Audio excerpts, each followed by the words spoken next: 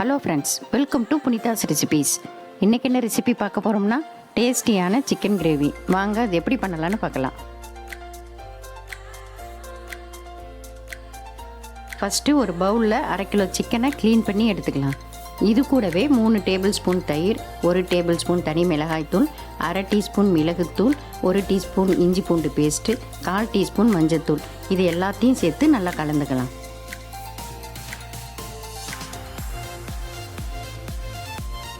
இப்போது மசாலாலாம் ஒன்று சேர நல்லா கலந்துக்கலாம்.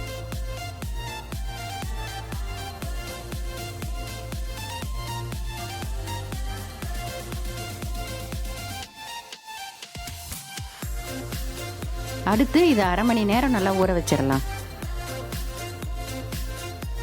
அடுத்து மிக்ஸி ஜாரில் 1 டீஸ்பூன் தனியா, 1/2 டீஸ்பூன் சோம்பு, 2 பட்டை, 4 லவங்கம், 1 ஸ்பூன் மிளகாத்தூள், 10 முந்திரி, இது எல்லாத்தையும் சேர்த்து நல்லா அரைச்சிக்கலாம்.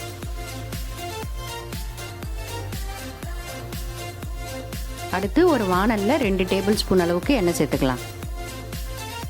இப்போது எண்ணெய் நல்லா சூடானதும் 1/4 டீஸ்பூன் சோம்பு, 1 பிரிஞ்சி இலை, 1 கப்பு சின்ன வெங்காயம், 1 பச்சை மிளகாய், கொஞ்சம் கருவேப்பிலை, இது எல்லாத்தையும் சேர்த்து நல்லா வதக்கிக்கலாம்.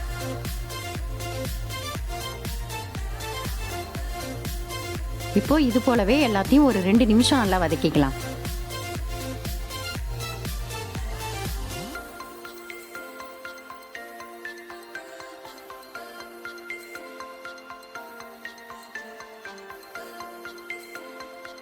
இது கூடவே 1 ஸ்பூன் இஞ்சி பூண்டு பேஸ்ட் சேர்த்து நல்லா வதக்கிக்கலாம்.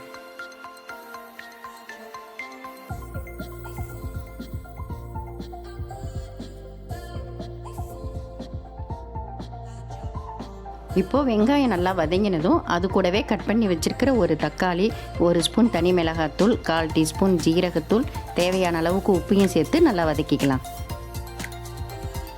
நம்ம ஏற்கனவே சிக்கன் ஊற வைக்கும் போது உப்பு சேர்த்துருக்கிறதுனால இப்போ அதுக்கு தகுந்த மாதிரி உப்பு சேர்த்துக்கலாம்.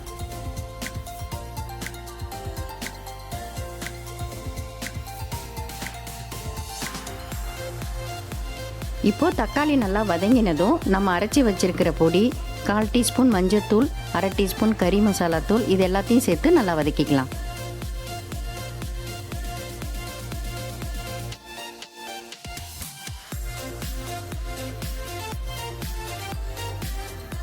இது கூடவே நம்ம ஊற வச்சிருக்கிற சிக்கனை சேர்த்து நல்லா வதக்கிக்கலாம்.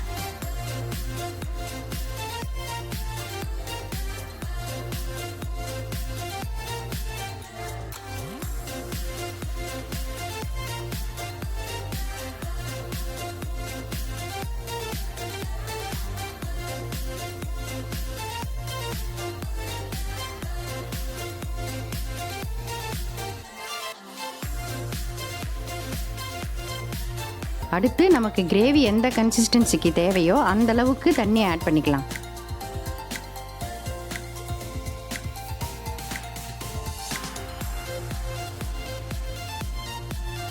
அடுத்து லிட்டை போட்டு நல்லா மூடி வச்சிருவோம். இப்போ ஒரு 15 நிமிஷம் நல்லா கொதிக்கட்டும்.